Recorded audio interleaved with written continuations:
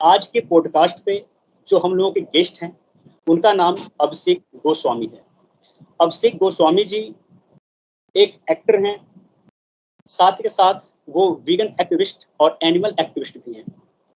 ये मुंबई में रहते हैं और इन्होंने करीब दर्जनों टीवी सीरियल्स में काम कर चुके हैं और इनके कुछ महत्वपूर्ण जो सीरियल्स हैं, टीवी सीरियल्स जिनमें इन्होंने काम करा है, वो हैं ये रिश्ता क्या कहलाता है, तेरा मेरा साथ रहे और एक दिव्य दृष्टि है।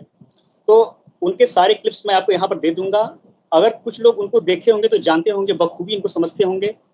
बहुत ही बेहतरीन बेहतरीन एक्टर हैं और इंस्टाग्राम आईडी पे ये कई तरह के एक्ट के माध्यम से एनिमल एक्टिविज्म का कार्य भी करते हैं, जानवरों के दर्द को बयां करते हैं और जो कलुषित मानसिकता के लोग होते हैं उन पर ये बहुत अच्छा कटाक्ष करते हैं। तो मैं स्वागत करता हूं अभिषेक गोस्वामी सर का। कैसे हैं आप अभिषेक जी? बहुत बहुत धन्यवाद Karunesh ji, thank you so much invite करने के लिए। और मैं एकदम बढ़िया हूँ, आप बताइए। मैं बढ़िया हूँ। अभिषेक जी, ये तो आपका छोटा परिचय रहा, आप हमें अपना पूरा परिचय यहाँ पर दें।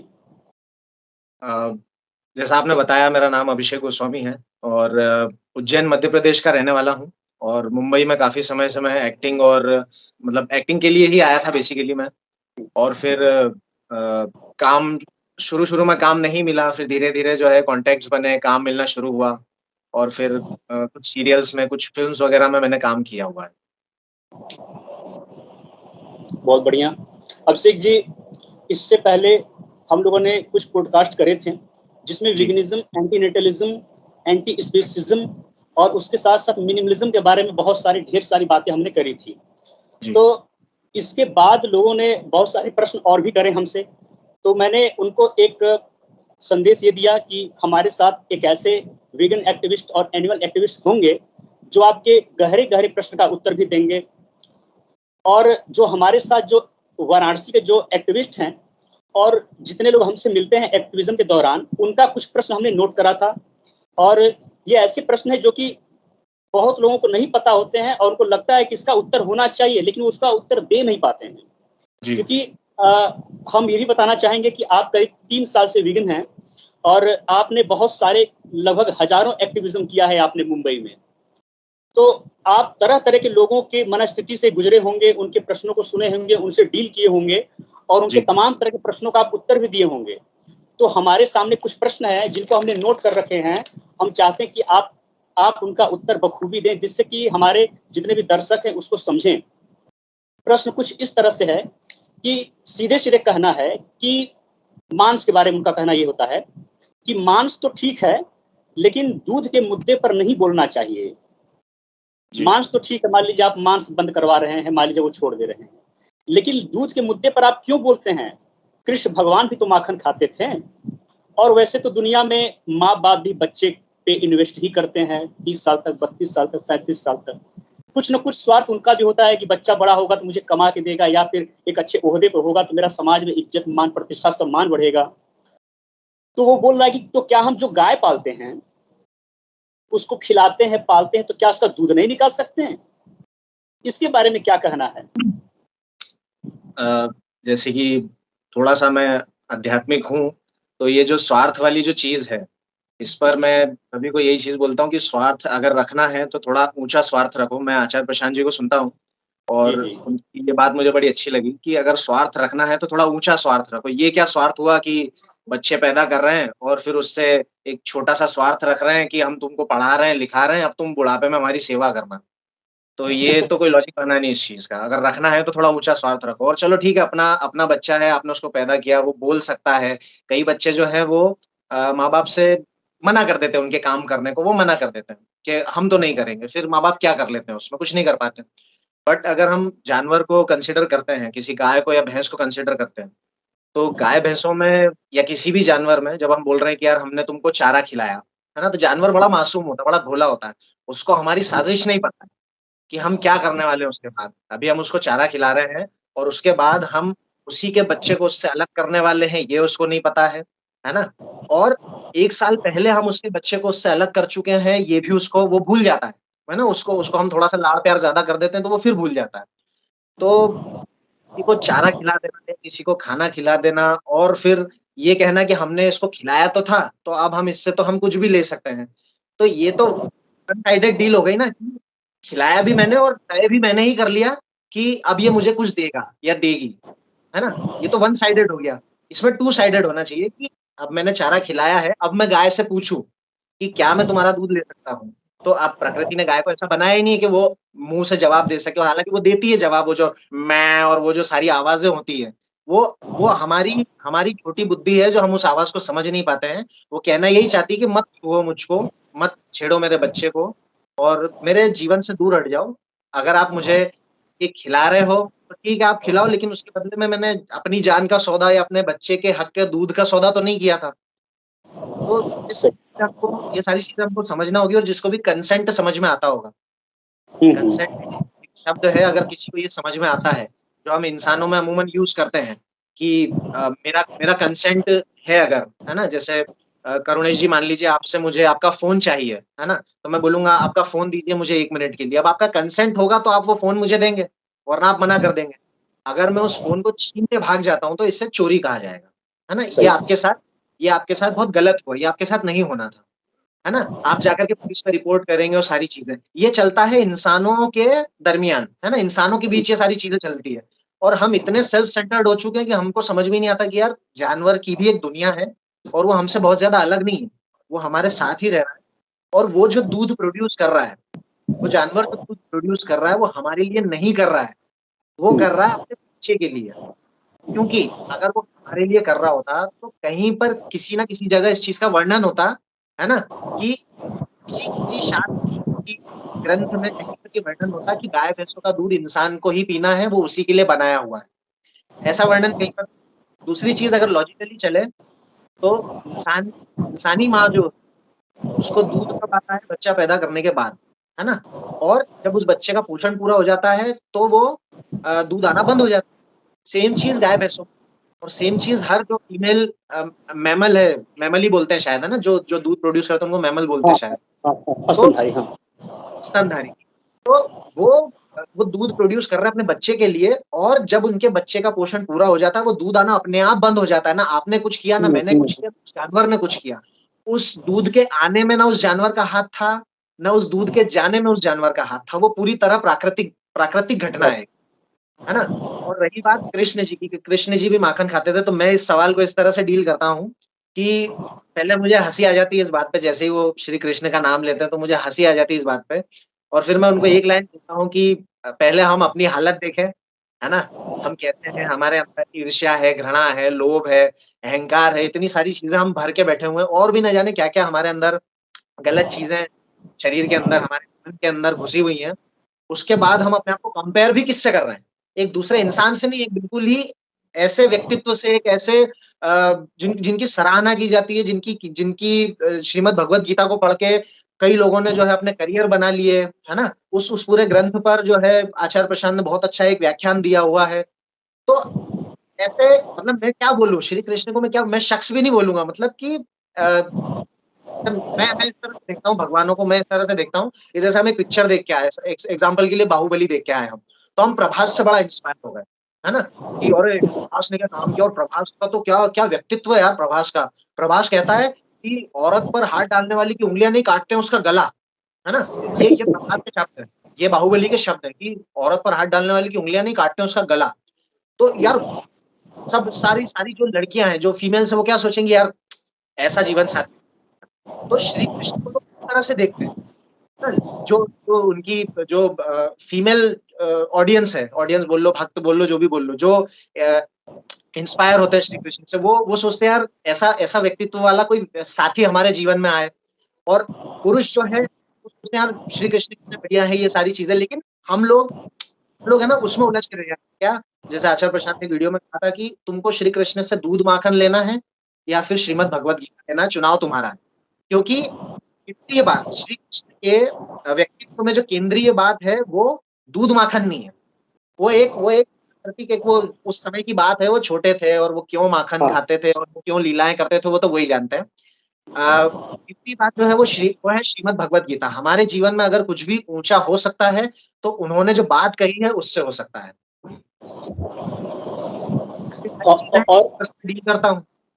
जैसे आपने बोला, एक बात और जोड़ देंगे तो लोग और क्लैरिटी आ जाएगी कि भगवान के समय में अगर माखन और दूध का सेवन हुआ भी करता था तो क्रूरता नहीं थी उस समय, ये भी तो हाँ, होना चाहिए, क्रूरता नहीं थी। आज नहीं, आप क्या करते हैं, जबरन, जी, जी। आज जबरन ऑक्सीटोसिन, तमाम तरह के इंजेक्शन, फिर अब जबरन उसका आप बस सेल्स भी निकाल रहे हैं, क्या कर रहे हैं, मतलब उस समय क्रूरता नहीं होती थी ना। तो इस बात को भी जी। थोड़ा बताएं लोगों को कि लोग ये ना समझे कि मैं थोड़ा-सा इससे वास्ता नहीं रखता हूँ इस चीज़ से कि पहले क्रूरता नहीं होती थी और अब ज़्यादा होती है। क्रूरता तो तभी हो गई जब आपने किसी के कंसेंट के बिना उसके स्तनों को छू हाँ, लिया, है सही ना? बात, सही बात। किसी गाय को अब मैं श्री कृष्ण की बात नहीं कर रहा हूँ, है ना? उस समय जो आम आम लोग हुआ करते थे ना, आम लोग, है ना? श्री कृष्ण की बात नहीं कर रहे हैं हम। उस समय जो आपकी हमारी तरह जो लोग हुआ करते थे, वो अगर किसी जानवर को छू भी रहे हैं ना, उससे दूध अगर वो ले रहे हैं, तो वो भी क्रूरता है। उसको बोल सकते हैं 10% क्रूरता है, पर हाँ, वो भी क्रूरता ही है। तो क्या होता है ना, कई बार जब हम ये लिबर्टी दे देते हैं लोगों को कि अरे उस समय क्रूरता नहीं होती थी, तो वो क्या बोलते हैं, अरे हम भी बिल्कुल वैसे ही रखते हैं अपने घर में गाय को, हम भी बिल्कुल वैसे ही रखते हैं भैंस को। आप रखो, आप जस्टिफाई गाय करते रखो, हैं। आप गाय रखो, आप भैंस रखो, आपको जो रखना है आप रखो, आप उसको चारा खिलाओ, बट बदले में उससे कुछ एक्सपेक्ट मत करो, है ना? ठीक है? आप आप उससे ये मत सोचो कि यार मैं इसको चारा खिला रहा हूँ तो मैं दूध निकल मैं तो कितने अच्छे से मैं तो इसको एयर कंडीशनर में रखता हूँ और मैं तो देखो इसको इसकी सफाई वगैरह सब करता हूँ। क्योंकि ऐसा कोई 100 में से 2 लोग होंगे। अगर 100 लोग हैं पूरी दुनिया में तो 100 में से कोई 2 होंगे या 10 होंगे, लेकिन 90% तो बुरा ही हो रहा है ना सब कुछ। तो और सबसे बड़ी दिक्कत क्या होती है ना, कोई भी आदमी अपने आप को बुरा नहीं बताएगा। जैसे मैं किसी से पूछूँगा आप अपने घर में गाय को कैसे रखते हो? तो बोले हम तो बड़े अच्छे से रखते हैं। भले ही वो आर्टिफिशियल इंसेमिनेशन कर रहा हो। वो आर्टिफिशियल इंसेमिनेशन को भी जस्टिफाई कर देंगे कि अरे नहीं, नहीं ये तो पूरी दुनिया में ही तो हो रहा है ये। जैसे जैसे सती प्रथा हुआ करती थी तो पूरी दुनिया में हुआ करती थी ना, ठीक है, जो भी काल था, जो भी समय था, सती प्रथा हुआ करती थी। तो वो जो गलत थी तो उसको बंद किया। ये थोड़ी बोलते फिरते थे कि अरे ये तो सब जगह हो रही है तो उसका पति मरा था तो वो सती हुई थी। अब मैं मरा हूँ तो मेरे घरवाले बोल रहे हैं कि अब तुमको भी मरना पड़ेगा। तो वो जो चीज़ गलत थी, दहेज प्रथा है, सारी जितनी भी ये प्रथाएँ, जितनी भी रूढ़ियाँ हैं, इन सबको बंद होना चाहिए, इन सबको बंद करना पड़ेगा। कौन करेगा? आप हम मिल के करेंगे। अब अगर आर्ग्यूमेंट करना है किसी को तो फिर तो बात ही खत्म हो गई। क्योंकि जैसा आपने बताया मैं 3 साल से वीगन हूँ। करुणेश जी आप कितने समय से वीगन हैं? मैं 1.5 साल से। आप 1.5 साल से वीगन हैं।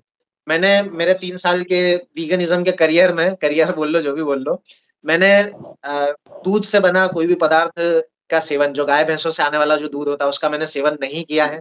बहुत खुश हूँ, है ना? कि मेरी वज़ह से जानवर परेशान नहीं हो रहे हैं। बट इसका ये मतलब नहीं है कि कोई भी जानवर परेशान नहीं हो रहा है और वीगन्स जो है वो सुपीरियर होते हैं, ऐसा कुछ भी नहीं है। हम भी आम इंसान हैं। बस जो 100% क्रुएल्टी हो रही थी उसको हम 30% पर लेकर आ गए हैं और शून्य हम उसको नहीं कर सकते। उसको नहीं हम कर सकते। हाँ, हम हैं तो दुःख होगा और हमको मिलेगा भी। हम दूसरे को सही दुःख बात। देंगे और हमको मिलेगा भी। हमारे होना ही हमारा जो जैसे गौतम बुद्ध ने कहा था कि जीवन ही दुःख है। तो पर क्या करना है? जीवन ही दुःख है तो क्या करना है? मतलब कि अपने आप को खत्म नहीं कर लेना या फिर जो जीवन मिला है, मिल गया, आप उसमें तो कुछ कर नहीं सकते, उसको एक ऊँचे उद्देश्य के लिए लगाना है। आप घर से बाहर नहीं निकल सकते हो जानवरों के लिए, आप घर बैठे जानवर बचा सकते हो। जी, जी।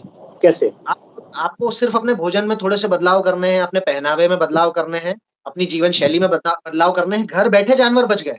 कितने लाखों सही, जानवर घर बैठे बचा लिया आपने बहुत और सही बात है। सोने पे सुहागा ये हो जाएगा अब अगर आप उनके लिए बोलने लग जाएँगे। वाह!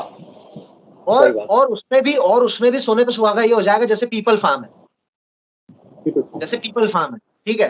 हाँ, अभी जैसे अभी रॉबिन्स। जैसे मैं एक्टिविज़्म करता हूँ तो मैं ऑनलाइन एक्टिविज़्म करता हूँ, मैं ऑफलाइन एक्टिविज़्म करता हूँ, ठीक है? पीपल फार्म क्या करते हैं online activism plus offline activism उसके साथ ही साथ वो एनिमल रेस्क्यू भी करते हैं। तो ये हुँ, सोने पे सुहागा में और 4 चाँद लग गए। बहुत। अच्छा, तो अच्छा। बेसिकली हमको जो जीवन मिला है ना? हमको जो जीवन मिला है वो दूसरों को प्रताड़ित करने के लिए नहीं मिला है।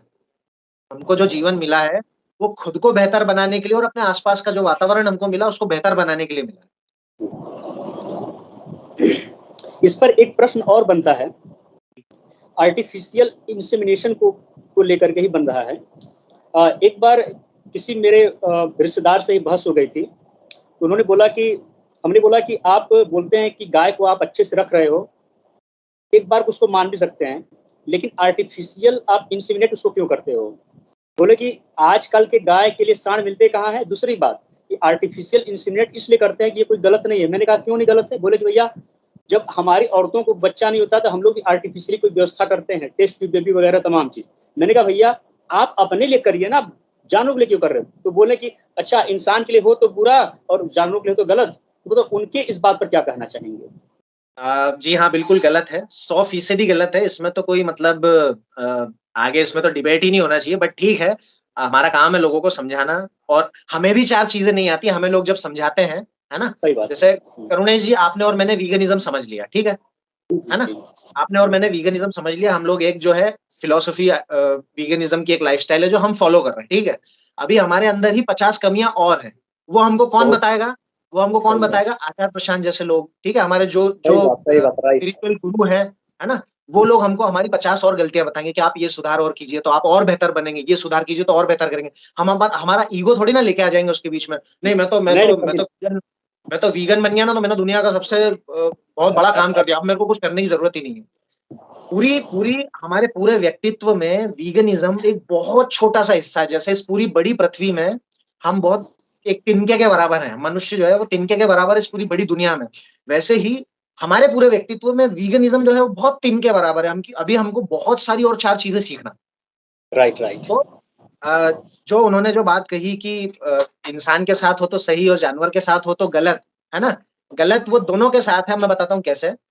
पहले जैसे उन्होंने बोला कि हमारे घर में किसी को बच्चा नहीं हो रहा था, तो हमने बोला कि चलो-चलो ये करवा दो। आपको क्या पता वो जो महिला है जिसके साथ आप क्या बोलते हैं उसको टेस्ट ट्यूब बेबी ना?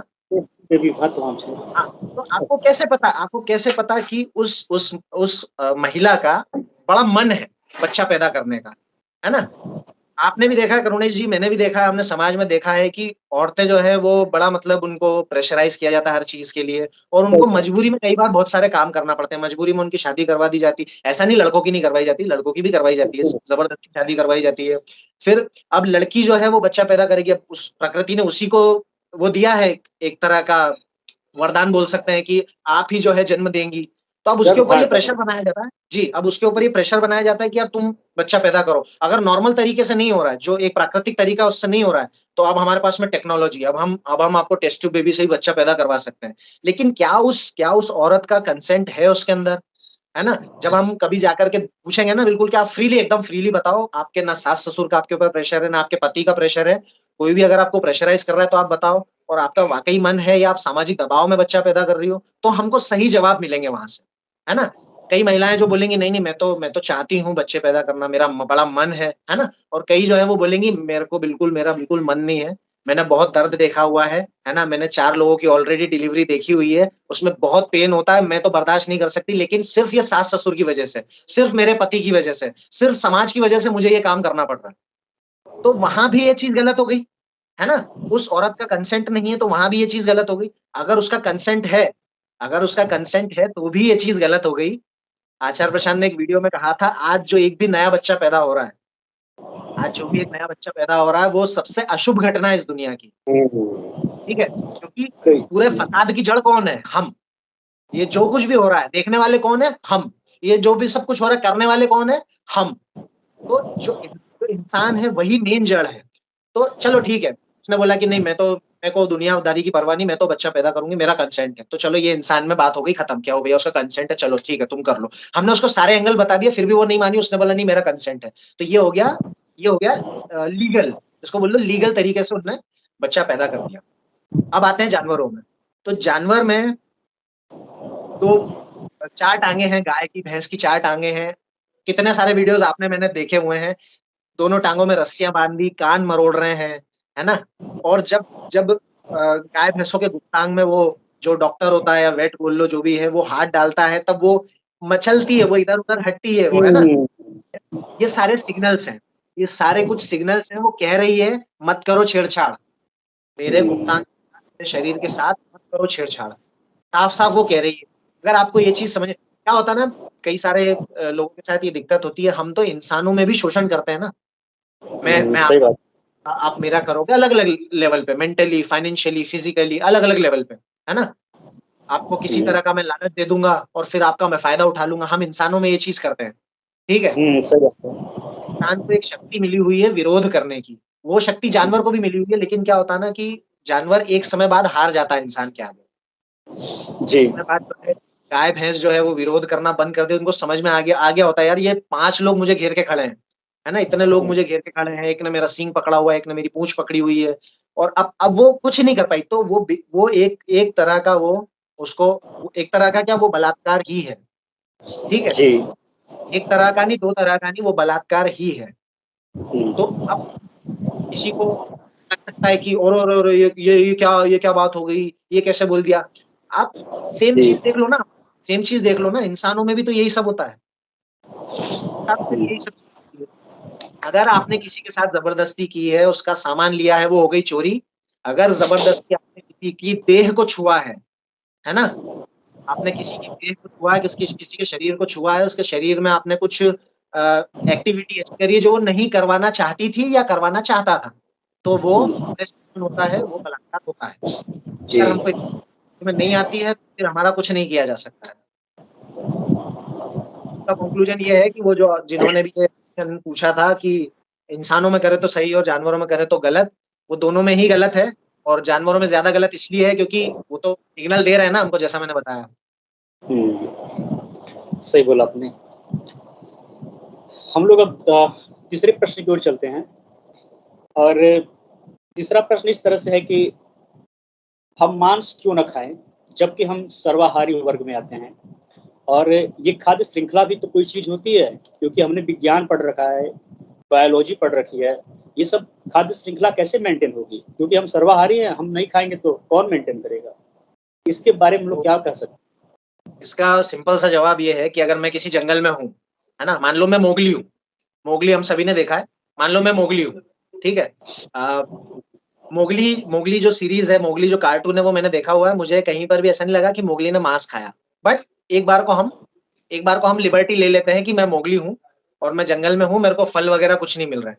मैंने एक एक प्लान बनाया कि यार अब ये फला जानवर जो है ये घूमता हुआ दिख रहा है, इसको मैं मार के खाऊँगा, है ना? हैं? तो मैंने एक हथियार डेवलप किया जंगल के अंदर, जिससे मैंने उस जानवर का शिकार किया, है ना? अब मैं उसका मांस वगैरह जो है वो मैं खा रहा हूँ, है ना? मान लो मैंने आग जलाना सीख ली है ना? मैं जंगल में हूँ, मेरे को आग जलाना आती है और मैं उस जानवर को मार रहा हूँ। क्यों? क्योंकि मेरे सर्वाइवल की बात है। अभी मैं कहाँ रह रहा हूँ? अभी मैं ना मैं मोगली हूँ, मेरा नाम है अभिषेक, अभी मैं अभिषेक हूँ, मैं कहाँ रह रहा हूँ? मुंबई में, ठीक है? हम्म, यहाँ पर मुझे किसी जानवर को मारने की ज़रूरत पड़ रही है क्या? नहीं। जवाब आएगा नहीं पड़ रही है ना? अभी अगर मुझे मांस खाना है तो मेरे को क्या करना है, सिर्फ 100-200 रुपए, 300 रुपए दुकान पे जाके देना है। मेरा जो मेरा जो जंगल वाला काम है वो कोई और कर देगा, है हाँ ना? बिल्कुल। ठीक है? और दूसरी चीज़, जो खाद्य श्रृंखला वाली जो चीज़ है, वो बिल्कुल ही बेबुनियाद है ना? उसमें कोई कोई दम नहीं है उस बात में, क्योंकि खाद्य श्रृंखला होती है जंगल में, है ना? सही बात, सही बात। हम लोग रहते हैं सोसाइटी में, है ना? जंगल के कानून अलग होते हैं, हमारी सोसाइटी के कानून अलग होते हैं। सही। अगर मैं या आप जंगल का कानून चलाने लग जाएँगे, तो हमको उठा के जेल में डाल दिया जाएगा। तो जो लोग इस लॉजिक पे चल रहे हैं कि अरे! जंगल में तो ऐसा होता है या फिर खाद्य श्रृंखला, तो सोसाइटी में खाद्य श्रृंखला कुछ भी नहीं है। अगर ऐसा होता, खाद्य श खाद्य शृंख खाद्य शंख खाद्य श्रृंखला, है ना? फूड चेन, जी। खाद्य श्रृंखला फूड चेन, अगर फूड श्रृंखला। चेन की ही बात होती, तो जो सड़क पर इतने कुत्ते घूम रहे है ना? वो कुत्ते तो मतलब वो कुत्ते सबसे पहले खाना पड़ते हैं हमको, क्योंकि हमारे भारत में तो कुत्ते खाए नहीं जाते हैं, जहाँ तक मेरी जानकारी है ना? ऑक्टोपस और ये अलग-अलग चीज़ें तो शुरू हो गई हैं, बाकी कुत्तों की जहाँ तक मुझे जानकारी है भारत में नहीं खाया जाता है, कहीं पर एक आध जगह कहीं खाया जाता हो तो पता नहीं। तो कुत्ते, और फिर हम तो कौवे भी नहीं खाते हैं, हम तो कबूतर भी नहीं खाते, है ना? फिर हम और क्या नहीं खाते हम? सांप नहीं खाते हैं। और जी? सांप नहीं खाते हैं। हम साँप नहीं खाते, हम और भी बहुत सारे जानवर हैं जो हमारे साथ सोसाइटी में रहते हैं, हम वो नहीं खाते हैं। छछूंदर, छछूंदर नहीं खाते हैं। हाँ, ऐसे ऐसे बहुत सारे जानवर हैं जो हम नहीं खाते हैं। ये हर चीज़ का कमर्शियलाइज़ेशन हुआ है, ठीक है? सही बात है। जो डेयरी इंडस्ट्री है वो नहीं हुआ करती थी, इतना शोषण नहीं हुआ करता था। आई थिंक 1940 में, अगर मैं गलत नहीं हूँ तो 1940 या उसके आस-पास कहीं पर डेयरी की श्वेत शुरुआत हुई। क्रांति। श्वेत क्रांति। हाँ, है ना? उसके आस-पास कहीं पर डेयरी का कमर्शियलाइज़ेशन हुआ, ठीक है? और ऐसे ही जो पोल्ट्री होता है, जहाँ पर मुर्गे-मुर्गियों को रखा जाता है, इसकी शुरुआत हुई। हम लोग आर्टिफ़िशियली जानवरों को पैदा करते हैं और फिर फूड चेन की बात करते हैं। हम्म। तो अब ये हो गया लॉजिक। है ना? अब इस लॉजिक से अगर बाहर जाके किसी को बात करनी है, तो फिर तो बात ही खत्म हो गई। क्योंकि जिसको लॉजिक समझ में नहीं आता है, फिर उसका कुछ नहीं किया जा सकता। सब तो कुछ नहीं हो सकता है, बात सही। फूड चेन का हिस्सा नहीं है आज जो हम मांसाहार कर रहे हैं वो। अगर हम मांसाहार बंद कर देंगे, तो वो लोग जो जानवर को ज़बरदस्ती पैदा कर रहे हैं, वो उनको ज़बरदस्ती पैदा करना बंद कर देंगे। और फिर इसके परिणाम स्वरूप ये होगा कि वो प्रकृति में सिर्फ़ उतने रहेंगे जितनी उनकी ज़रूरत है। जैसे ज़रूरत है, कोई जी। जैसे जैसे कोई कबूतर घूमता है ना? हम कबूतर को ज़बरदस्ती पैदा नहीं करते हैं, हम कबूतर हुँ, को ज़बरदस्ती उसके साथ कुछ भी नहीं करते, हम बस दाना डाल देते हैं, वो आता है, दाना चुगता है और चला जाता है ना? कभी हमने ये देखा कि पूरी दुनिया में कबूतर ही कबूतर हो गए, नहीं, नहीं। ऐसा नहीं होता है ना? मुर्गे वगैरह आते हैं। क्योंकि उनको प्रकृति कंट्रोल कर रही है। सही बात है। इंसानों को प्रकृति कैसे कंट्रोल करती है? अभी जो कोविड आया था, प्रकृति पर्यावरण का हाँ, अपना एक तरीका है इंसान को कंट्रोल करने का। अभी कोविड आया था, उसने इंसान को थोड़ा-सा समझाया, भई समझ जाओ, थोड़ा-सा जाग जाओ, नहीं आ रही चीज़ें समझ में, कोई बात नहीं। अभी आने वाले समय में और कोई बड़ा वायरस दूँगी, फिर मैं उससे शायद आप लोगों को समझ में आ जाए, ठीक है? तो अ, जानवरों में भी प्रकृति चलाती है उनको, इंसानों में प्रकृति जब देख लेती है कि यार अब अति हो रही है, तो फिर वो भूकंप लाती है, फिर वो अ, बाढ़ लेकर के आती है ना? फिर वो कुछ कुछ प्राकृतिक एक ऐसी आपदा लेकर आती है जिससे फिर इंसानों की पॉपुलेशन कम होती है ना? तो हमको ये समझ में नहीं आ रहा ना कि हम ज़बरदस्ती बच्चे पैदा कर रहे हैं, ठीक है? हम अनाथ आश्रम से जाकर के गोद ले सकते हैं, कितने सारे अनाथ आश्रम में बच्चे जो है वो एक अच्छे घर के इंतज़ार में हैं, हमको वो चीज़ समझ में नहीं आती है, हमको अपना ही पैदा करना है ना? और दूसरा ये कि जो क्या क्या टॉपिक था कि हम कबूतर नहीं खा रहे हैं, है ना? हम कबूतर नहीं खा रहे हैं, तो वो तो नहीं बढ़ गए खूब सारे अभी नहीं अगर पता, नहीं पता। अगर अगर अगर ऐसा होता तो अभी हम जब लोग बातचीत कर रहे हैं तो मेरे सर पर तो एक कबूतर बैठा होना था या 2-3 इधर सही बात। आस-पास होना था, है ना? अगर ऐसा होता तो। तो फूड चेन का हिस्सा हम नहीं हैं, हम अपना हुँ, हुँ। अनाज उगाते हैं, हम उसको खाते हैं और वो खा कर के हम अपने फल-फ्रूट जो है फ्रूट्स वगैरह हैं हुँ, वो उगाते हैं, हम खाते हैं। हम अपने ड्राई फ्रूट्स जो है डेवलप करते हैं, हम खाते हैं, है ना? तो ये सारी चीज़ें जो है वनस्पति है और इस वनस्पति को खा कर के हम बहुत संतुष्ट, बहुत ज़्यादा खुश और बहुत ज़्यादा आनंद में खुद भी रह सकते हैं और बहुत ज़्यादा बड़ी बात दूसरों को भी रख सकते हैं, है ना? हुँ। क्योंकि खुद रह सकते हैं या फिर वही स्वार्थ वाली बात आ जाएगी, है ना? कि मेरा शरीर अच्छा रहना चाहिए। तो लोग पूछते हैं, "अरे! मैं वीगन बन गया तो फिर मेरा क्या? और मेरी बॉडी का क्या? और मेरा प्रोटीन और मेरा ये वो।" तो हम कितने छोटे स्वार्थ में उलझे हुए हैं कि हमको इस शरीर की वो पड़ी हुई है चिंता, है ना? हुँ, हम हुँ। हम अपने आप को बोलते हैं, "अरे यार! मैं बड़ा अच्छा इंसान हूँ, मैं तो कभी किसी का गलत नहीं करता हूँ।" और वहीं दूसरी तरफ हम क्या करते हैं कि मेरा खाना खा लूँ, मेरा देख लूँ बस मैं तो। मैं जानवर मर रहा है तो ठीक है मैं मार देता हूँ पर मेरे को प्रोटीन मिलना चाहिए। स्वार्थ वाली जो चीज़ है कि मेरा खा लूँ, मेरा पहन लूँ, ये कर लूँ, वो कर लूँ। मैं अच्छा लगना चाहिए, क्या बोल सकते हैं, सिल्क की शेरवानी में, है ना? मेरी शादी है, ठीक है? मेरी शादी है और सिर्फ़ मैं अच्छा लगना चाहिए। दूल्हों में दूल्हा, अभिषेक दूल्हा, ठीक है? दुनिया गई तेल लेने, मेरे को कोई मतलब नहीं उससे। मेरी शेरवानी सिल्क की होगी, अब उस सिल्क के लिए भले ही से जो है कितने सारे कीड़े ज़िंदा उबाल दिए जाएँ, मेरे को फ़र्क नहीं पड़ता उससे, है ना? ठीक है? मैं जिम जाता हूँ, मेरे प्रोटीन के लिए 4 मुर्गे मर रहे हैं, मेरे को फ़र्क नहीं पड़ता है। जब मुझसे इंटरव्यू में पूछा जाएगा Abhishek ji what is your बड़े बड़े स्टाइल में पूछते हैं ना वो लोग, what is your secret of your health? है ना? तो अभिषेक जी बड़े फॉर्म में बोल रहे हैं कि या मैं सुबह उठ के 4 एग्स लेता हूँ, एग व्हाइट लेता हूँ एंड देन मैं जो है बॉइल्ड बॉइल्ड चिकन लेता हूँ एंड उसके बाद फिर रात में जो है मैं लैम्ब खाता हूँ और मैं कभी-कभी बीफ भी खा लेता हूँ और आप रोटी कब खाते हैं? आप वनस्पति कब खाते हैं? एक्चुअली आटे में काफ़ी ग्लूटेन होता है, मैं ग्लूटेन अवॉइड करता हूँ। I am very self centred, मैं बड़ा स्वार्थी हूँ। मुझे नहीं मतलब दुनियादारी से, है ना? और बाहर बाहर बड़े वो बनेंगे, बाहर बड़े एकदम अच्छे इंसान बन के बनेंगे कि मेरे साथ तो सब अच्छा-अच्छा ही होना चाहिए ना क्योंकि मैं तो बहुत अच्छा इंसान हूँ। मैंने सुबह 4 मुर्गे मारे, फिर उसके बाद मैंने 1 बकरा मार दिया, उसके बाद मैंने गाय-भैंसों का दूध छीन लिया। मैंने गाय-भैंस मार दी या फिर मैंने उनका दूध छीन लिया, उनके बच्चे को मरने को छोड़ दिया। मुझे उससे उससे क्या हो गया? इतना सब मैंने कर दिया तो क्या हो गया? पर मैं इंस्टाग्राम पे और मैं सब जगह तो मैं बड़ा स्पिरिचुअल बनूँगा ना। नवरात्रि आई है तो मैं मंदिर के सामने हाथ जोड़ के माताजी के सामने खड़ा रहूँगा। है ना? और इस तरह का दोगलापन मैं रोज़ दिखाऊँगा, एक तरफ मैं जानवर मार रहा हूँ, प्रकृति का शोषण कर रहा हूँ, दूसरी तरफ जो है मैं बड़ा आध्यात्मिक बन रहा हूँ, बड़ा मैं धार्मिक बन रहा हूँ।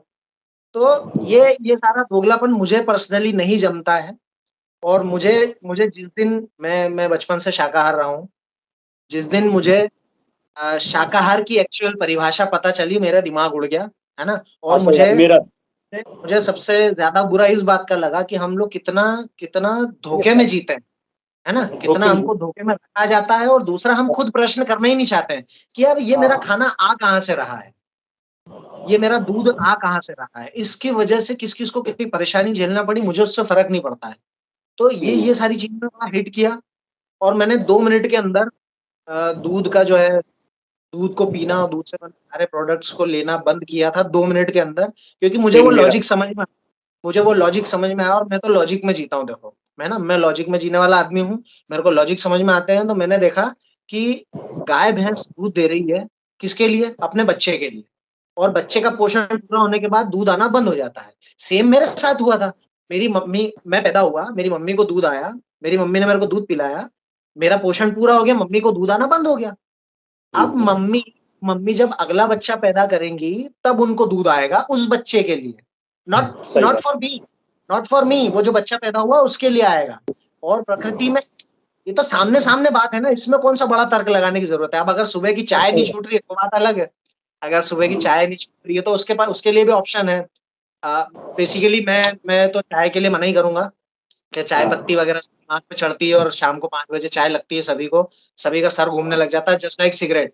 अगर कोई सिगरेट पीने का आदी है, उसको 5 बजे सिगरेट नहीं मिली, वो अपना काम कर ही नहीं सकता है और मुझे गुलामी पसंद नहीं है। तो जिस दिन मुझे चाय तो मैंने 10-12 साल पहले ही छोड़ दी थी। जिस दिन मुझे चाय का पता चला कि यार ये दिमाग पे चढ़ती है, तो मैंने उस दिन से चाय पीना बंद कर दी थी। तो जो लोग चाय छोड़ सकते हैं, वो बहुत ही अच्छी बात है, लेकिन जिनसे नहीं छूट रही है, उनके लिए हमारे पास सोया मिल्क है। सोया मिल्क इज़िली घर पे बन जाता है। थोड़ा-सा स्वाद में अंतर आ सकता है, जो गाय-भैंसों का दूध है उससे, लेकिन यहाँ पर यहाँ पर शोषण बहुत कम है। दोगलापन जो होता है ना, ये हिपोक्रेसी हम सभी में होती है, कहीं न कहीं हम लोग करते हैं। बट मैं समझता हूँ कि हमारी हिपोक्रेसी की वजह से अगर किसी की जान जा रही है, किसी को ज़बरदस्ती पिंजरे में रखा जा रहा है, तो हमको ये बंद कर देना चाहिए, ये सारी चीज़ें, है ना? अ, हम शादियों में हम घोड़ी पर बैठ जा रहे हैं, है ना? डेढ़-डेढ़ घंटे एक मैं आपको इंसिडेंट बताता हूँ, मुझे जब ये चीज़ रियलाइज़ हुई थी वीगन बनने के बाद।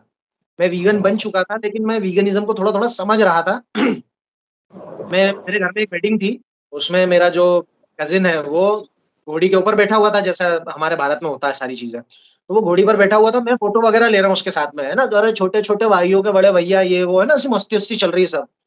अब समय बीता समय बीता, मैं 1 या 2 महीने बाद मुझे एक्चुअल वीगनिज़्म पता चला। एक्चुअल वीगनिज़्म है वो सिर्फ़ डाइट के इर्द-गिर्द नहीं घूम रहा है। वीगनिज़्म पूरी एक लाइफ़स्टाइल है जिसमें आप सुबह उठने से लेकर के रात को सोने तक, है ना? टोपी से लेकर के एड़ी तक, आप इस बात का विशेष ध्यान रखते हो कि जानवरों को किसी जानवर को ज़बरदस्ती ना रखा जाए पिंजरे में मेरी वजह से, है ना? तो आप लीस्ट क्रुएल्टी पर पहुँच जाते हो, है ना? कि मैं कितना अपने आप को कम से कम कर सकता हूँ इसमें भागीदारी मैं अपनी कितनी कम कर सकता हूँ, है ना? तो मैंने मैंने क्या देखा कि अगर मैं गाय-भैंसों का दूध नहीं पीऊँगा तो क्या हो गया? लॉजिक समझ में आया ना कि उसकी ज़रूरत ही नहीं है। माँस मैंने मेरी मेरी 30 साल की उम्र है, मैंने मेरे जीवन में कभी माँस नहीं खाया, तो मैंने 30 साल निकाल दिए, है ना? मैंने 30 साल निकाल दिए, तब मैं बाकी के भी निकाल दूँगा बिना माँस खाए। तो जो लोग ये तर्क देते हैं कि माँस तो खाना ही होता है प्रोटीन के लिए, तो आपने मेरा इंस्टाग्राम का ज़िक्र किया था, तो इंस्टाग्राम पर जाकर के देख सकते हैं कि मैंने वनस्पति से ही कैसी अपनी फ़िज़ीक को मेंटेन किया हुआ है। आपकी आईडी क्या है? अ, वीगन अभी। ठीक है। कन- तो कहने का ये मतलब है कि माँस ना खा के मैंने 30 साल निकाल दिए। दूध ना पी के मैंने 3 साल निकाल दिए, है ना? और पहले से ज़्यादा एक्टिव, पहले से ज़्यादा बेहतर फ़ील कर रहा हूँ क्योंकि सभी को मैं एक चीज़ कहना चाहूँगा कि कभी भी कोई चीज़ स्वार्थ में आके नहीं करना। ये मेरा एक पर्सनल एक्सपीरियंस है। मैंने जब वीगनिज़्म को समझा और मैंने शुरू किया था, मैंने अपनी परवाह की ही नहीं थी बिल्कुल। मैं लॉजिक पर चल रहा था कि हाँ यार, ये दूध वग़ैरह की देखा जाए तो एक तरह से छोटा-सा स्वार्थ था। क्या? कि हाँ, मैं दूध नहीं पी रहा हूँ तो बट क्या उससे उससे क्या हो रहा है? लॉजिक समझ में आया मुझे, है ना? बट बाय चांस अगर लॉजिक समझ में नहीं आता, तो क्या मैं दूध पीता? है ना?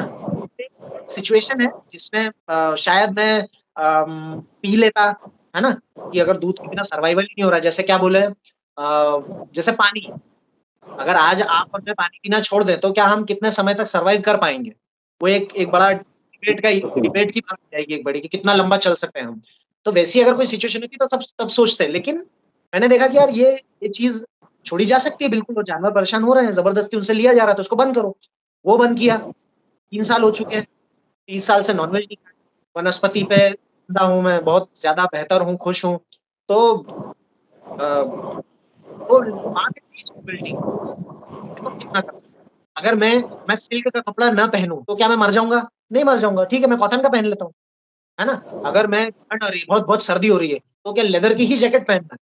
वो क्या, वो फर वाले जो होते हैं, जिसकी वजह से वो जानवर का फर निकाला जाता है और वो फर से एक ड्रेस बनाई जाती है, तो क्या वो फर पहनूंगा तभी ठंड मिटेगी? नहीं, नॉर्मल नॉर्मल क्लोथिंग आती है, अलग अलग तरह के मटेरियल आते हैं। ऑब्वियसली वो भी हार्मफुल है एनवायरमेंट के लिए, है ना।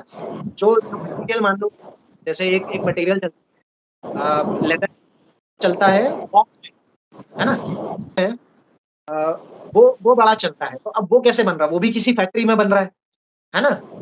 उससे उससे भी एनवायरमेंट को इम्पैक्ट हो रहा है ना। तो अब यहाँ से फिर बात आ जाती है वो मिनिमलिज्म की, कि कम से कम ठंड लग रही है, ना कोई कपड़ा है उसमें आप पहन लो, और वो सारी चीजें, बहुत बहुत सारी चीजें हैं हमारे पास सोचने के लिए, समझने के लिए। लेकिन बेसिक जो हम कर सकते हैं वो है अपनी एक दिनचर्या को बदलाव करके हम बहुत सारे जानवर होने से बचा सकते हैं, पैदा होने से बचा सकते अब जैसे अगला प्रश्न हम लोग का है कि पशु पदार्थ जो एनिमल प्रोडक्ट्स होते हैं, जैसे अंडा, मांस, शहद, दूध इत्यादि, हैं। त्यागने के बाद उचित पोषण और प्रोटीन कैसे मिलेगा लोगों को? हम्म।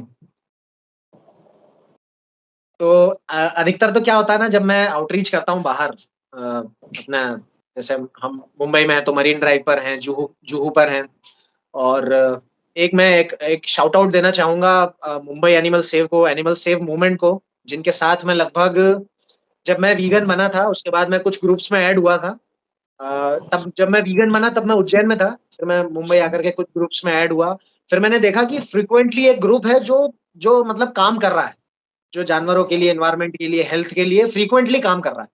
तो उनके साथ मैंने आउटरीच करना शुरू की संडे टू संडे। तो वो जो क्या बोल सकते हैं, वो जो चेन चली थी उस समय, 2000 आई थिंक 2021 में, 2021 में जनवरी या फरवरी में वो चेन स्टार्ट हुई थी मेरी एक्टिविज्म करने की। वो तब से लेकर के आज तक कंटिन्यू है। मैं आज भी, हम लोग संडे टू संडे आउटरीच करते हैं मुंबई में। तो बहुत बहुत ज्यादा मैं एक शाउट आउट देना चाहूंगा एनिमल सेव मूवमेंट को और मुंबई एनिमल सेव को। इनके पेजेस भी दिखेंगे आपको इंस्टाग्राम पर, मैं भी दिख जाऊंगा उसमें, मैं वीडियोस वगैरह बनाता रहता हूँ। हम लोग जो लोकेशन है वहां पर जाके और विजिल्स वगैरह भी करते हैं हम लोग।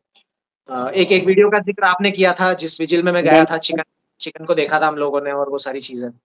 तो टॉपिक पर वापस आते हैं, कि जो हेल्थ वाली जो चीज है, कि आपको अगर पोषण अंडे से नहीं मिला और मांस से नहीं मिला तो आप कैसे सरवाइव करें। तो जैसा अभी मैं पहले वाले सवाल में जवाब दे चुका हूँ कि 30 सालों से तो मैंने नॉनवेज नहीं खाया, है ना। जब मैं पैदा हुआ हूं से लेकर के अभी तक मैंने नॉनवेज नहीं खाया है। मैंने एक समय था ये जो भ्रांति है, कौन सी, अंडे वाली, ये भ्रांति मेरे मन में भी डाली गई थी। जब मैं जिम वगैरह मैंने स्टार्ट की थी 2009 या 10 में, मैंने जिम स्टार्ट की थी, मतलब मैंने फिजिकली में इतना एक्टिव होना शुरू हो गया था कि यार चलो जिम विम करते हैं। तो 2009 या 10 में मैंने स्टार्ट किया था। तब मुझे जिम में ही कुछ लोगों ने बोला था, बोले अभिषेक पता है बॉडी वॉडी बनाना है ना तो नॉनवेज खाओ। तो मेरे घर में तो नॉनवेज खाते नहीं थे, और मेरे को इतनी कोई ज्यादा वो भी नहीं थी कि अरे बॉडी तो अर्नोल्ड जैसी होना चाहिए, ये वो ऐसा कुछ मेरे दिमाग में था नहीं। तो मतलब खाते नॉर्मल रोटी सब्जी दाल चावल जो घर पे बनता है वो खाते, देखते कहाँ तक जाते हैं। फिर किसी ने बताया अंडे का। तो अंडे का क्या है, अंडे का ऐसा था कि मैं, वो डिबेट का इशू है नॉन वेज है कि वेज है वो वाला। तो उस डिबेट में मैं भी था उस समय, यार ये तो अंडा तो वेज ही होता है, मतलब ऐसे करके, और मैंने चलो खा लेते हैं। अंडा खाया। अब अंडा भी फ्रीक्वेंटली नहीं खाया, ऐसा कि मतलब एक तो क्या, फाइनेंशियली मतलब शुरू से ही थोड़ा सा मैं ऐसा रहा हूँ कि हमारे घर पे ज्यादा पैसा नहीं है फालतू फिजूल खर्ची के लिए। आपको जो भी खाना है आप घर पे खाना खाओ, ठीक है। आपको कहाँ जाना है, 3 बजे आपको फला जगह जाना है तो 2 बजे आप खाना खा के निकलो घर से, ये वाला हिसाब रहा है हमारे घर पे, और आज भी यही हिसाब है। मतलब जब से मैंने होश संभाला है, मैंने मेरे घर में यही देखा है कि आपको 3 बजे अगर बाहर जाना है तो आप 2 बजे खाना खाओ और फिर आप बाहर निकलो, ताकि बाहर आपका खर्चा ना हो फालतू के, समोसा खा रहे हैं कि पिज्जा खा रहे हैं कि कुछ और खा रहे हैं पेट भरने के लिए। घर पे बढ़िया खाना खाओ, रोटी सब्जी दाल चावल, और फिर आप बाहर निकलो। तो ये वाला चीज चली। अब अंडे में मैं क्या करता था, कभी कभी खाता था, और एक समय पे आने के बाद मैंने वो भी बंद कर दिया, क्योंकि मैं मंदिर वगैरह मैंने जाना शुरू किया था। तो मैं रोज मंदिर जाता था, तो मुझे लगता था यार मैं कुछ गलत कर रहा हूँ, है ना, या अंडा खा के मैं गलत कर रहा हूँ, ये मुझे नहीं करना चाहिए। तो वो शिक्षा मुझे हुआ और मैंने अंडा खाना बंद किया। उसके बाद भी मैंने हमेशा इम्प्रूव ही किया अपनी फिजिक में। जैसा मैंने बताया, मैंने कभी नहीं खाया मेरे जीवन में। जैसा मैंने बताया, ये ऐसा कंटिन्यू कभी नहीं खाया। पैसों की वजह से कभी 2 खा लिए, कभी 3 खा लिए, और कभी 2-2 3-3 महीने तक खाए ही नहीं, है ना? उसके बाद फिर मैंने वो भी बंद कर दिए। आई थिंक 2013 के बाद मैंने अंडे कभी नहीं खाए। फिजिक वगैरह है वो डेवलप होती हुई दिखी कैसे? रोटी, सब्जी, दाल, चावल, और मैं खाता था दूध और केला, है ना?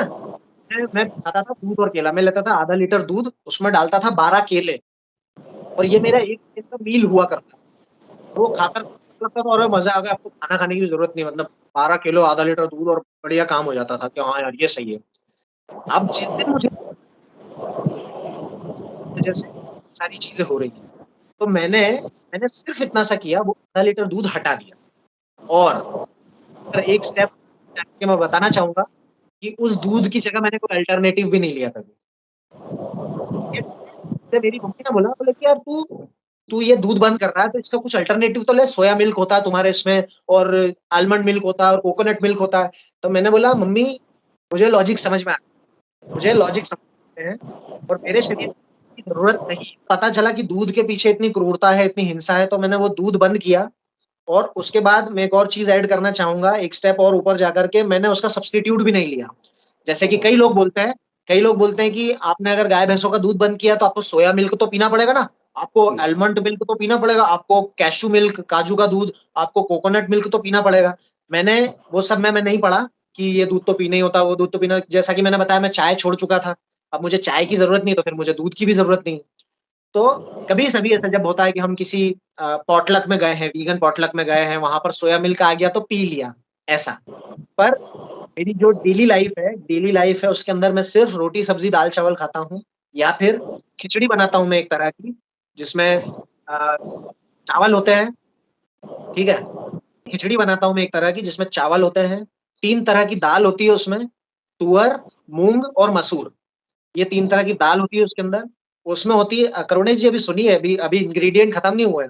उसमें उसमें होती है सोया बड़ी, उसके अंदर होता है राजमा, उसके अंदर होता है काबुली चना, उसके अंदर होती है मूंगफली। और जब मुझे लगता है कि यार 4 दिन हो गए सब्जी नहीं खाई, तो फिर मैं उसी खिचड़ी के अंदर कभी भिंडी डाल देता हूँ, कभी मैं भटे डाल देता हूँ, बैंगन डाल देता हूँ, और जो सब्जी मुझे समझ में आती है मैं वो डाल देता हूँ उसके अंदर। तो प्रोटीन की जो बात, कि अगर हमको अपना न्यूट्रिशन और वो हमको प्रोटीन कहाँ से मिलेगा, हमारे न्यूट्रिशन पूरे कैसे होंगे, तो जितने भी बाजार में फ्रूट्स अवेलेबल है, सीजनल फ्रूट्स, जैसे अभी अभी मान लीजिए मैं बाजार में जाऊंगा और मुझे एप्पल मिल जाएगा, तो एप्पल ले लिया, एप्पल खा ली, ठीक है। हमारे पास काजू बादाम है, काजू बादाम ले लिए, वो खा लिए। और अगर हम काजू बादाम नहीं खा पा रहे हैं, नहीं अफोर्ड कर पा रहे हैं, तो भी हम नॉर्मल रोटी सब्जी दाल चावल खा करके स्वस्थ रह सकते हैं। सिर्फ हमको एक चीज की, जो न्यूट्रिशन की बात करें, सिर्फ एक चीज की चिंता करनी होती है, वो है B12। B12 जो है वो नॉनवेज से मिलता है, या तो फिर वो डेयरी प्रोडक्ट से मिलता है ना? तो ये बात बोल बोल के बड़ा डराया जाता है लोगों को कि अरे दूध छोड़ दिया तो B12 कहाँ से मिलेगा। तो B12 के लिए कुछ वनस्पति में ही कुछ चीजें हैं, जैसे बताया जाता है कि मशरूम में B12 होता है ना? पर मैं उधर सब नहीं गया। कोई केल है उसमें शायद होता है, केल, KLE कुछ करके है कोई। अच्छा, हाँ, तो अब ये पता चले कि यार ये इजीली अवेलेबल नहीं है ना? लेकिन मेडिकल स्टोर तो लगभग हर जगह अवेलेबल है। तो मेडिकल स्टोर पर एक दुकान, मतलब एक एक अपनी टैबलेट मिलती है। अब लोगों को सुन के ऐसा लगेगा और टैबलेट खाते हैं। वो टैबलेट वीगन है, बता दूं मैं, वो टैबलेट वीगन है। उसमें किसी भी तरह का जानवरों का इंग्रेडिएंट और वो सारी चीजें या जानवरों का शोषण इन्वॉल्व नहीं है। न्यूरोकाइंड ओडी जो मैं खाता हूँ वो मैं बता रहा हूँ। न्यूरोकाइंड ओडी मैनकाइंड जो एक कंपनी है वो बनाती है, न्यूरोकाइंड ओडी। वो एक टैबलेट कुछ नहीं करना है आपको, बस यहाँ पर ऐसा रखनी है और उसको पानी पीने की किसी चीज़ की ज़रूरत नहीं है और उसके कोई साइड इफ़ेक्ट भी नहीं है। कैसे कि वो है वाटर सॉल्युबल।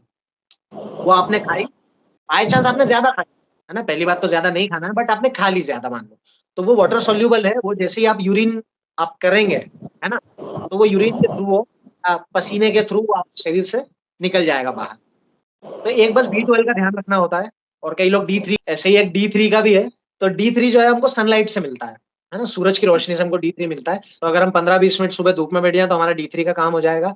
बट अगर किसी का मान लो ऑफ़िस का काम है, सुबह से शाम तक वो ऑफ़िस में ही रहता है, तो हम D3 का भी सप्लीमेंट ले सकते हैं, वो भी सस्ता आता है ना? और ये जो भी टैबलेट्स मैं बता रहा हूँ, ये कोई महँगी नहीं है। सुनने में ऐसा लगेगा कि अरे यार, ये तो टैबलेट खा रहे हैं और ये तो आर्टिफ़िशियल है, ये तो नेचुरल नहीं है। हम तो सिर्फ़ सब्जियों से ही अपना प्रोटीन लेते हैं, सब्जियों से ही हम तो अपना ये सारी चीज़ें लेते हैं। तो मैं बताना चाहूँगा कि सुबह उठने से लेकर के रात को सोने तक जितनी भी चीज़ें हम कंज़्यूम कर रहे हैं, जो भी कुछ हम कंज़्यूम कर रहे हैं, वो कुछ भी नेचुरल नहीं है ना? हाँ, अगर अगर नेचुरल वाली ही बात आ जाएगी तो मुझे ये पंखा बंद करना पड़ेगा, मुझे ये ट्यूबलाइट बंद करना पड़ेगी। मुझे सिर्फ़ सूरज की रोशनी में रहना पड़ेगा और मुझे ये हवा जो है वो बाहर से लेनी पड़ेगी, पंखे की ज़रूरत नहीं है फिर। तो हम बहुत कुछ ऐसा है जो बिल्कुल ही अननेचुरल तरीके से कर रहे हैं और मेरा एक फंडा है जो मैं फ़ॉलो करता हूँ कि हम दिन भर में 10 ज़हर कंज़्यूम कर रहे हैं, है ना? हम 10 ज़हर कंज़्यूम कर रहे हैं तो मैं कह रहा हूँ कि सिर्फ़ 2 ज़हर कंज़्यूम करो। हाँ, तो जैसे एग्ज़ाम्पल के लिए कि आपका करुणेश जी, मैं अगर मुझे आपको मान लीजिए जान से मारना है तो मैं आपका आपका मुँह ऐसे मुँह बंद करूँगा, तो आप जल्दी मरोगे या मुँह और नाक बंद करूँगा तो जल्दी मरोगे? दोनों बंद करेंगे तब। है ना? दोनों बंद करेंगे तो जल्दी मरोगे और अगर मैं आपके मुँह से भी हाथ हटा लूँगा तो आप फिर कब मरोगे? पता और नहीं, टाइम लगेगा। है ना? हाँ, अरे मतलब वो फिर आप आपकी एक वो नेचुरल प्रोसेस है पूरा, वो पता नहीं कब कैसे क्या हो जाएगा और वो सारी चीज़ें, है ना? तो अब मैं थोड़ा-सा एग्ज़ाम्पल थोड़ा-सा लोगों को डैंक लग सकता है या फिर थोड़ा-सा क्या बोल सकते हैं, डार्क लग सकता है, पर ठीक है, कुछ और एग्ज़ाम्पल भी दे देंगे। तो अगर मैं सुबह सब्ज़ी खा रहा हूँ, तो वो सब्ज़ी भी आर्टिफ़िशियल है, उसमें भी इंजेक्शन लगाए हैं, पेस्टिसाइड्स और पता नहीं कितने केमिकल डले हुए हैं। फिर सही बात।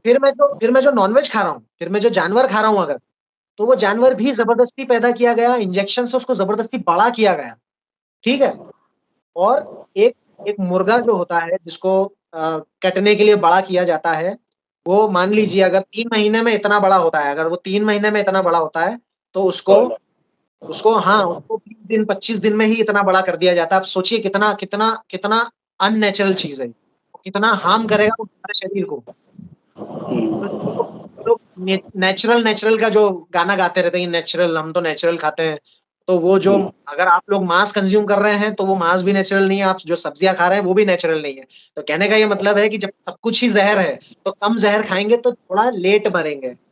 अगर कम हुँ। ज़हर में थोड़ा देर से मरेंगे और थोड़ा स्वस्थ भी रहेंगे। अ, बाकी अ, बाकी यही है, न्यूट्रिशन का यही है, जो हमारी रो बाकी ये बता दें कि क्या-क्या स्रोत हैं शाकाहार में और हमें ये बताइए कि शाकाहार में शाकाहार में आप सब खाइए। शाकाहार किस दृष्टि से मांसाहार से बेहतर है, उसका हाँ, तुलनात्मक विश्लेषण करें? शाकाहार मांसाहार से अ, शाकाहार और मांसाहार का बेसिकली कोई कंपैरिज़न नहीं है ना? ठीक है? बट फिर भी अगर कंपैरिज़न करना ही है तो अगर मांसाहार में 100% हिंसा है, तो हुँ। शाकाहार में 10% है। हिंसा का अगर एक सेक्टर कम ही करके देखें और अगर ये बात करें कि हमारे हेल्थ क्या इफ़ेक्ट है इनके, तो इसके बारे में बताएँ कि मांसाहार कितना प्रभाव डालता है और शाकाहार कितना करता है? अ, जैसा मैंने बताया कि एक जानवर को ज़बरदस्ती पैदा किया जा रहा है, फिर उसको उसके समय से पहले उसको बड़ा कर दिया जा रहा है ना? और फिर हम उसको तेल मसाला डाल के, है ना? बहुत ज़्यादा स्पाइसी मसाले-वसाले बना करके और फिर हम उसको कंज़्यूम कर रहे हैं। अगर कोई उबला हुआ मांस भी खा रहा है मान लो, है ना? हुँ, उबला हुआ मांस भी खा रहा है तो भी वो अ, हेल्थ के लिए खराब है, क्योंकि अ, जो शेर की जो इंटेस्टाइन होती है, शेर हुँ, की जो छोटी आँत होती है, वो छोटी होती है, अगर मैं सही हूँ तो, है जी, ना? छोटी होती है इंसानों हमारे से। हमारे कंपैरिज़न में वो छोटी होती है और उसके उसके दाँत, जैसे कैनाइन्स का भी बहुत डिबेट चलता है कि दाँत हमारे को हमको भी तो कैनाइन मिले हैं। अब शेर का हाँ, दाँत हाँ, मान लो इतना लंबा है, तो हमारा इतना सही सा है, बात। इतना सा। तो इसको कैनाइन नहीं बोलेंगे, कैनाइन की तौहीन होगी। माँस जब हम खा रहे हैं तो हेल्थ पर आपको गूगल पर बहुत सारे इसके लिए वो मिल जाएँगे। क्योंकि क्योंकि मैंने मांसाहार कभी किया नहीं मेरे जीवन में। जी। लेकिन उसके दुष्परिणाम मैंने देखे हैं कैसे कि ओबेसिटी रहती है, मतलब बहुत आदमी जो है अगर जैसे कोई व्यक्ति है वो मांस खा रहा है लेकिन अगर वर्कआउट नहीं कर रहा है ना? हुँ, जैसे कई सारे लोग हैं, एथलीट हैं और वो लोग हैं जो 3-3 4-4 घंटा जो है वर्कआउट करते हैं और फिर वो मांस वगैरह वो खाते हैं। और उनका प्रोसेस्ड होता है अलग तरीके से वो सारी चीज़ें। लेकिन आम ज़िंदगी में जो हम आम आदमी घूम रहा है ना, जो प्रोटीन की बात कर रहा है, जिसका वर्कआउट से कोई लेना-देना नहीं है, जिसको दिन भर ऑफ़िस में बैठे रहना है बस, है ना?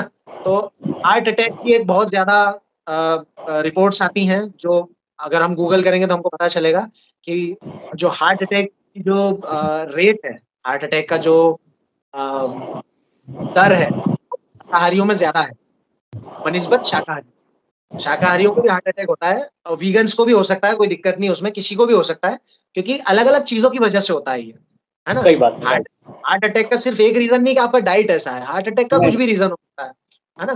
बट मोस्टली ये देखा गया है कि जो नॉन वेजिटेरियन लोग होते हैं, उनमें हार्ट अटैक ज़्यादा देखा गया है। उनमें आक्रामकता ज़्यादा देखी गई है, मतलब अ, हिंसक हिंसक प्रवृत्ति ज़्यादा देखी गई है। तो मांसाहार हमारे तन के साथ-साथ हमारे मन पर भी असर करता है ना? तो जो लोग भी थोड़ा-सा स्पिरिचुअल जर्नी स्टार्ट करना चाहते हैं या स्पिरिचुअलिटी की तरफ बढ़ना चाहते हैं, आध्यात्मिक होना चाहते हैं, तो उनको तो सबसे पहले कहा जाता है कि आप जितना भी हिंसक भोजन है वो छोड़िए। क्योंकि हुँ, सात्विक सात्विक भोजन से ही सात्विक मन की शुरुआत हो सकती है। आप हिंसक भोजन करके सात्विकता को नहीं पा सकते हो। और हेल्थ इश्यूज़ हैं, बहुत सारे हैं। मैं सिर्फ़ मेरा बता सकता हूँ। अ, जैसा मैंने बताया 30 साल से मैं वेजिटेरियन हूँ, उसके अगर किसी को प्रमाण चाहिए उसके, तो वो जाकर के सोशल मीडिया देख सकता है। मेरे जो ख़ास दोस्त हैं उनको फ़ोन लगा कर के पूछ सकता है ना? क्योंकि और मैं 15-20 लोगों के नंबर भी मैं दे दूँगा। अगर ऐसी भी नहीं है कि मैं किसी कॉम्पिटिशन में भाग ले सकता हूँ और वो सारी चीज़ें, क्योंकि मैं एक और चीज़ बताना चाहूँगा, मैंने मेरे जीवन में कभी किसी तरह का सप्लीमेंट भी नहीं लिया है। जो प्रोटीन सप्लीमेंट लेते हैं ना लोग, कि जिम जा रहे हैं तो सप्लीमेंट तो लेना ही होगा। मैं अ, एक एक बात मैंने लिखी थी, मैं लिखता भी हूँ, तो मैंने एक बात लिखी थी कि सच्चाई के साथ दिक्कत ही यही है, ज़्यादा हो जाए तो झूठी लगती है। तो अब मैं जब ये बात बोलूँगा ना तो लोगों को थोड़ा-सा वो लगेगा कि अरे यार, ये कहीं न कहीं जो है ये झूठ बोल रहा है या ये बात है। लेकिन बहुत दिल से बोल रहा हूँ, बहुत पूरे विश्वास के साथ बोल रहा हूँ कि मैंने मेरे जीवन में कभी मांस का सेवन नहीं किया। मैंने मेरे पूरे जीवन में कभी प्रोटीन सप्लीमेंट का सेवन नहीं किया। तो जो भी मेरी फ़िज़ीक है आज, है ना? जो भी कुछ मैंने बनाया है वो सिर्फ़ वनस्पति से बनाया है, 2020 तक। 2020 तक जो कुछ भी बनाया मैंने वनस्पति और दूध के साथ बनाया। और 2023 शुरू हो 2020 में मैंने दूध का सेवन बंद कर दिया था, तो 2020 से लेकर के अभी तक जो इम्प्रूवमेंट हुआ है बॉडी में, वो पूरा वनस्पति से हुआ। सिर्फ हुँ, सिर्फ अनाज और कुछ भी नहीं। उसमें फ्रूट्स आ गए, उसमें ड्राई फ्रूट्स आ गए, उसमें सारी सब्जियाँ आ गई, उसमें हमारे चावल आ गए, उसमें गेहूँ आ गया, उसमें बाजरा, ज्वार, जितना भी अनाज है, मुझे जहाँ-जहाँ जो-जो मिल जाता है खाने को, पूरा अनाज खा जाता हूँ मैं। हुँ, तो ये सिर्फ उसको खा कर के बनाया हुआ है। तो मैं मेरे एक्सपीरियंस से ये चीज़ कह सकता हूँ कि हमको किसी तरह के प्रोटीन सप्लीमेंट की ज़रूरत नहीं है। हमको अ, जिसको जिसको लेना है, जिसके गोल्स कुछ और हैं, मान लो अभी मुझे और इम्प्रूव करना है अगर बॉडी में, तो ऑब्वियसली मुझे प्रोटीन सप्लीमेंट लेना पड़ेंगे, क्योंकि एक समय के बाद है ना बॉडी जो है वो स्टक हो जाती है, वो फिर आगे नहीं बढ़ती नेचुरली। मतलब हुँ, naturally naturally in the sense यूँ कि फिर आपको कुछ कुछ एक्स्ट्रा देना पड़ेगा उसको, है ना? अब वो एक्स्ट्रा कुछ भी हो सकता है। वो थोड़ा कम बुरा हो सकता है, जैसे कम बुरा बोले तो प्रोटीन सप्लीमेंट, है ना? उससे ज़्यादा अगर बहुत ज़्यादा बुरा है तो फिर स्टेरॉइड्स लेते हैं लोग, इंजेक्शन लगाते हैं और फिर उसके दुष्परिणाम उनको देखने को मिलते हैं। तो ऐसी ऐसी सारी चीज़ें हैं, बट अभी मैं प्रोटीन सप्लीमेंट सबसे दूर हूँ। जिस दिन मैंने प्रोटीन सप्लीमेंट लेना शुरू किए, मैं उसके जो रिज़ल्ट्स होंगे वो भी मैं डिक्लेयर करूँगा इंस्टाग्राम पे, मैं सोशल मीडिया पर वो चीज़ भी बताऊँगा। ज़रूर। बट अभी जो मैं करता हूँ, वो मैं बता रहा हूँ। हुँ, तो बेसिकली सारी बात का कंक्लूजन ये है कि हम वनस्पति खा कर के, हम अनाज खा कर के, हम फ्रूट्स खा कर के बहुत अच्छा जीवन जी सकते हैं। हमको किसी तरह के मांस की ज़रूरत नहीं है, किसी तरह के दूध की ज़रूरत नहीं है। हमको किसी तरह के जानवर को परेशान करने की ज़रूरत नहीं है। हमारा नहीं, पूरा न्यूट्रिशन इस चीज़ से हो सकता है। रही बात B12 और D3 की, उसके लिए काफ़ी सारे अच्छे न्यूट्रिशनिस्ट हैं जो वीगन हैं। आपको गूगल करोगे आपको मिल जाएँगे। वो आपको बता सकते हैं एक देखो छोटा सा अपॉइंटमेंट तो लेना पड़ेगा, है ना? सबको ही जो है मतलब अब ये जो बातें हम कर रहे हैं ये बोल सकते हैं कि एक तरह का हमारा हम एक समाज में एक योगदान दे रहे हैं निस्वार्थ भाव से कि मतलब हाँ ठीक है ना यार, अपने पास कुछ जानकारी है दे दो। लेकिन अब जैसे मान लो मैं प्रोफेशनल ट्रेनर हूँ, तो मैं किसी को ट्रेनिंग फ्री में क्यों दूंगा? मैं क्यों दूंगा फ्री में? मेरा घर ही उस प्रोफेशनल ट्रेनिंग से ही चल रहा है। तो मेरे पास अगर कोई आएगा कि यार हमको जिम में ट्रेन करवा दो, तो मैं बोलूंगा कि हाँ ठीक है, इतनी इतनी फीस है मेरी, तो हम वो थोड़ी सी फीस पे करें, है ना? और एक अच्छे कॉज के लिए, जानवरों की रक्षा के लिए, पर्यावरण की रक्षा के लिए हम थोड़ा जागरूक हैं और जीवन जिया जा सकता है बिना जानवरों को। इस पॉडकास्ट का हम लोग अब समापन करेंगे। सिर्फ एक प्रश्न और रह गया है, वो शायद लास्ट प्रश्न होगा। आप टीवी सीरियल्स के जो सेट होते हैं, जब वहाँ पर आप होते हैं, तो वहाँ पर तमाम तरह के लोग होते हैं जो मांसाहार का सेवन करते हैं और तमाम तरह के दूषित लाइफस्टाइल होती है उनकी, सिगरेट वगैरह, दारू, सब कुछ उनका चलता है। तो ऐसे लोगों के साथ आप कैसे डील करते हैं और उनके साथ रहने में किन किन का सामना करना पड़ता है? मेरा एक बेसिक नेचर है जो मैं हर जगह फॉलो करता हूँ। फिर चाहे वो आउटरीच हो, फिर चाहे वो मेरी फैमिली हो, फिर चाहे वो मेरे दोस्त यार हो, है ना? जैसे ही मेरे मेरे संपर्क में कोई और व्यक्ति आया, जैसे ही कोई और व्यक्ति आया, मैं थोड़ा सा इंट्रोवर्ट हो जाता हूँ। कैसा कि मतलब मैं अपने काम से काम रखने लग जाता हूँ। जैसे मान लीजिए मैं इस रूम में बैठा हूँ, एग्जांपल से बताता हूँ, मैं इस रूम में बैठा हूँ, मेरे साथ में कोई एक मेरा को एक्टर बैठा हुआ है यहाँ पर, है ना? तो हाय करुणेश, हाय, मतलब आपने अपना नाम बताया, मैंने अपना नाम बताया, और भाई कब से एक्टिंग कर रहे हो, क्या ये वो, है ना? इस तरह से बातचीत होती है। बातचीत नॉर्मल बैठ गए अपना, अब बैठे हुए हैं। अब कुछ कुछ एक्टिविटी हुई, मान लो जैसे कि खाना पूछने के लिए आया कोई कि सर आपका खाना रेडी है, ला दें क्या? तो मैं उसको बोल रहा हूँ कि हाँ आप ला दो, इस चीज का ध्यान रखना कि उसमें नॉनवेज ना हो, उसमें किसी भी तरह का डेयरी प्रोडक्ट ना हो, और अगर रोटियां हैं उसमें घी लगा हुआ है तो रोटियां बिना घी की मुझे आप ला करके दे देना। अब जैसे ही मैंने ये बात बोली ना, तो सामने वाले के दिमाग में थोड़ा सा घंटी बजेगी, ये क्या है? तो कई लोगों को ऐसा सुनने में लग सकता है इनके बड़े नखरे हैं। कई लोगों का ऐसा रहता है बहुत ज्यादा एक्टर बन रहे हैं, बहुत ज्यादा हेल्थ कॉन्शियस हो रहे हैं, नॉनवेज नहीं खाएंगे, डेयरी नहीं खाएंगे, ये वो। अभी क्योंकि उनको एथिकल जो पर्सपेक्टिव है वो नहीं पता है, अभी उनको सिर्फ दिमाग में एक घूम रहा है कि यार ये एक्टर है तो डाइट के लिए ध्यान दे रहा होगा। तो मैंने खाना मंगाया, अब मैं खा रहा हूँ, कुछ नहीं बोल रहा हूँ, मैं सिर्फ खा रहा हूँ। पूरा खाना हो गया, बैठे हुए हैं। जिस वक्त उस व्यक्ति के अंदर जिज्ञासा उठेगी कि यार मैं जानता हूँ कि ये क्या है और क्यों है और ऐसा क्यों किया, वो पल होगा मेरे लिए उसको बताने वाला। तो मैं चाहता हूँ लोगों में जिज्ञासा उठे, वो जानने की उत्सुकता तो दिखाएं कि आपने ऐसा क्यों किया। तो मैं इस तरह से जीता हूँ, मैं लाइफस्टाइल इस तरह से रखता हूँ अपना कि लोग क्वेश्चन करें कि आपने ये ऐसा क्यों किया। जैसे एक एग्जांपल के लिए, मैं आपके घर आया और मैं ना बाहर बाहर मैंने चप्पल बड़े तरीके से उतारी, और होता ना बिल्कुल तरीके से लगाते, कोई लोग ऐसे ही फेंक देते हैं चप्पल, आड़ी टेढ़ी रखी हुई है घर के बाहर। चाइना में ये चीज बहुत सिखाई जाती है बच्चों को, स्कूल के बाहर चप्पल बड़े तरीके से लगाओ, ये डिसिप्लिन उनको सिखाया जाता है। तो ऐसे चप्पल ऐसे लगा दी। अब मैं थोड़ा लेट आया अंदर, तो आप पूछोगे अरे तुम कहाँ बाहर रह गए थे, ये वो ऐसे करके मान लो क्वेश्चन हुआ, तो मैं बोलूंगा मैं चप्पल थोड़ा तरीके से लगा रहा था। अरे चप्पल थोड़ा तरीके से लगा रहा था मतलब, अरे वो ऐसी बिखरी हुई, थोड़ा सा उनको तरीके से रहता है, सिस्टमेटिक रहती तो अच्छा रहता है। तो इस तरह की चीजें मैं करता हूँ, एक्टिविटीज छोटी छोटी करता हूँ जिससे लोगों में जिज्ञासा उठे, और फिर वो मुझसे पूछे कि मान लो मैंने टी शर्ट उतारी और क्या फिजिक है यार, है ना, एक एक क्वेश्चन और क्या फिजिक है यार, थैंक यू भाई। फिर उसके अंदर सवाल उठेगा, सवाल तो बेसिकली मैं चाहता हूँ लोगों में सवाल उठे। और आज तक ऐसा कोई दिन नहीं गया है कि जहां मैं अवेलेबल हूँ, मैं मौजूद हूँ और वहां पर किसी ने सवाल ना किया हो, क्योंकि मेरी हरकतें ही ऐसी होती है। मतलब मैं ट्रिक करता हूँ, अगर मुझे दिखता है कि हाँ अभी नहीं नहीं नहीं पूछ रहा है, तो मैं कुछ कुछ एक्टिविटी करता हूँ कि सवाल पूछे। इससे होता क्या है, इससे इसका फायदा ये मिलता है कि आखिरी में आप ये बात बोल सकते हो कि भाई मैंने नहीं बोला था, मैं मैं नहीं आया था बताने कि मेरा प्रोडक्ट खरीदो या ये करो, है ना? आवाज आ रही है? आ रही है। जैसे आप हमने देखा होगा, अपने घर कोई प्रोडक्ट बेचने आता है, एक्वागार्ड का ले लो या कोई भी एग्जांपल ले लो, तो हम थोड़ा सा है ना लाइटली लेते हैं, हाँ ठीक है हमारे यहाँ है, जाओ जाओ निकलो निकलो, है ना? तो मैं नहीं चाहता हूँ मेरे साथ कोई ऐसा करे, है ना? थोड़ा सा ऐसी चोट लगती है कि अरे यार, क्योंकि अभी ठीक है आध्यात्मिक है लेकिन अभी है, अहंकार है, और बुरा भी लगता है, गुस्सा भी आता है छोटी छोटी बातों पे। पर वही है कि मैं बचता हूँ इन सारी चीजों से।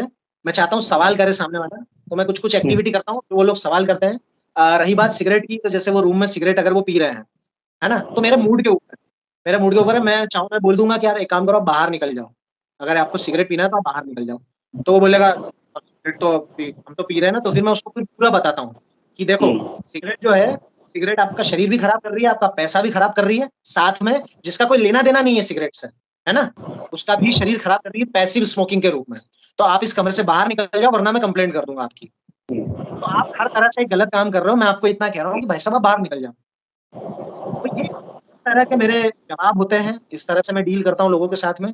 और रही बात नॉनवेज की, तो जैसे टेबल लगी हुई है, मान लो सब लोग खाना लेने के लिए गए हैं, अब वहाँ पर अंडे भी रखे, वेज भी रखा हुआ है, इधर रोटी सब्जी दाल चावल रखा हुआ है, तो मैं क्या करता हूँ, जाते से सबसे पहले बोलता हूँ ये नॉनवेज और अंडा उधर खसकाओ, दूर करो इसको।